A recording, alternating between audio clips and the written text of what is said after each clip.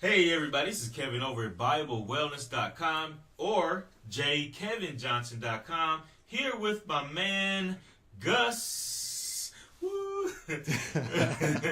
My main man Gus over at the World of Why. We just want to bring you something real quick, just a little thought, a little nugget, something to help you get through the day. We were sitting here warming up and chatting for a little bit, Gus, and you just said that you wanted to talk about the light. Yes, I want to talk about the light. The light is very important. Heck, when you walk through your house, what's the first thing you do? You turn for the light switch. Yeah, I flip on the light switch. So what do you mean by that? You reach for the switch. He's having too much fun, y'all. I'm having a great time.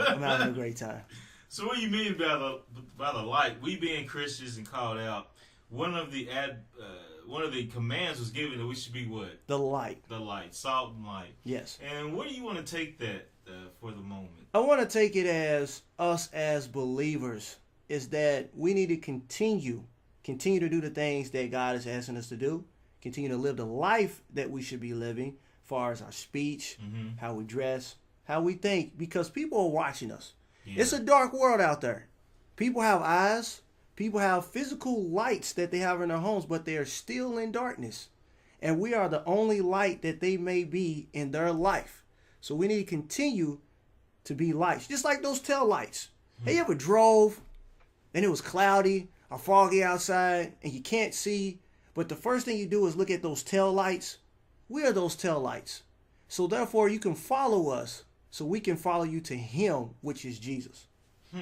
So in essence, you're saying that we should be like little lights, so that when people see our actions, that our actions point back to the big light in which we receive our light from. Is that what you're saying? That is correct. So I guess the verse or the scripture that comes to my mind is, let your light so shine before men that they may see your lifestyle, and seeing that they can glorify or give recognition to your God, to God in heaven. That is correct. That is correct. As you read in the Bible from Genesis all the way to Revelation, Jesus himself, God himself, has mentioned the light on several occasions. Heck, even if you go in the book of Exodus, he actually used the light to protect his people as they was going through the wilderness. So he sent the big light. The big light.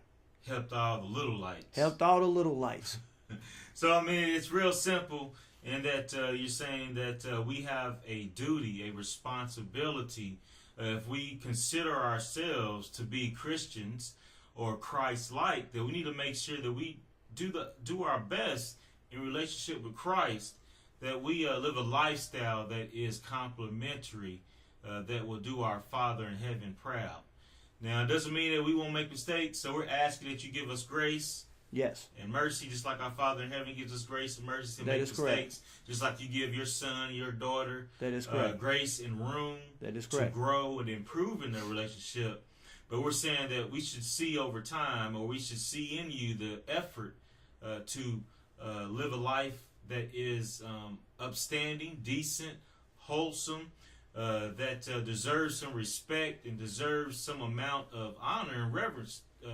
And these are things that, the world ain't telling me to do. Is that right? That is correct. Even you mentioning about grace and mercy, there's still a way that if you were to fall, there's still a way that you can still represent that you are the light. If you were to fall, ask God to forgive you, but don't do it again. Wow. Continue to walk in the ways that he asks you to walk, because that's why he gives us grace and mercy. Now, if you're out there and you're watching this and you feel that way, all you have to do is simply ask God to forgive you. You get up from whatever you are in and you continue to move with your life. Wow. That's powerful. That's real simple. And that God is, so it sounds like to me you're saying that God is just not sitting there with the mallet or with the lightning bolt waiting for you to mess up. But it sounds like you're saying that, like in Luke, where he talks about the prodigal son, and that the prodigal son made some big, heavy mistakes, but still the father was out looking at his window, peeking, and to see when his son shall or will return. That is correct. And you know what's so funny about that? He left the light on for him. He left the porch light on for Yes, he did. He left the light on for him to help him find his way back home. That's heavy, man. Well, we appreciate you just stopping in at the studios today and just giving us some words of encouragement to continue to live and be salt and light in the world of darkness. Because, I just me personally, I see that darkness is increasing, and that the world is saying that, hey, you can do what you want to do when you feel like it. Just be you. Don't worry about what people say. You do you. And it seems like this is leading to death and destruction and suffering. Things I don't want to experience.